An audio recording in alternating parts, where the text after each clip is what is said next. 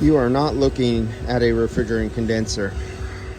You are looking at a glycol loop heat exchanger for the air conditioning. Now, I did an earlier video on this one before.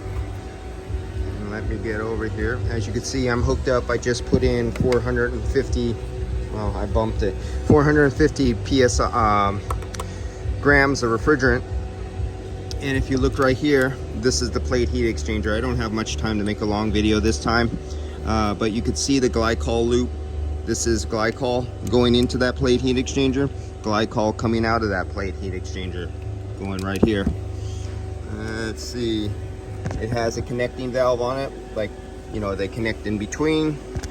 You can see the size of the plate, how big that is, going all the way down there.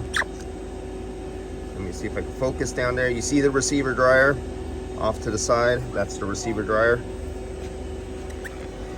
Morning.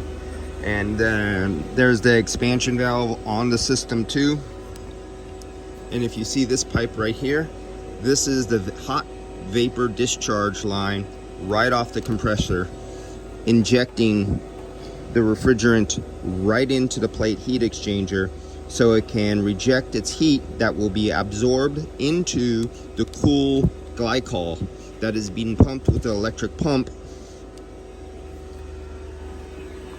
that goes through this glycol heat exchanger to get rid of that heat with the atmosphere as the air blows through, chills down as the hot glycol comes in off of the compressor.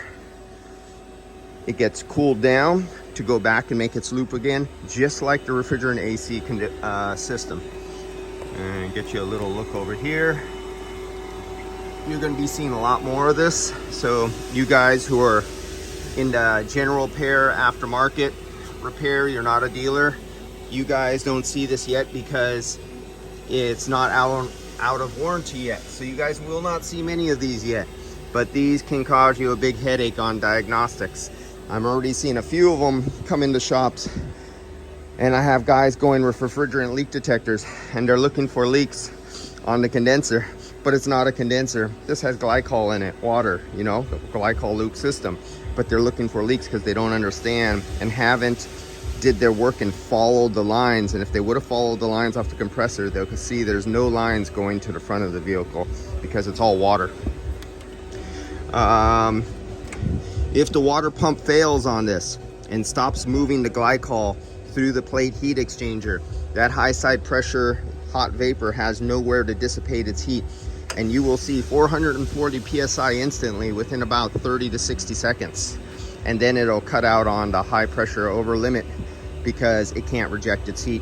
That's just one thing to keep in your memory about a future compressor shuts off after turning on for a second, goes to 440, shuts off. Go look at the water pumping system for the glycol. All right, I got to get out of here, guys. I got a lot of work today and I'm behind and I'm late and I forgot 2 customers from yesterday. So yeah, I'm a little behind today.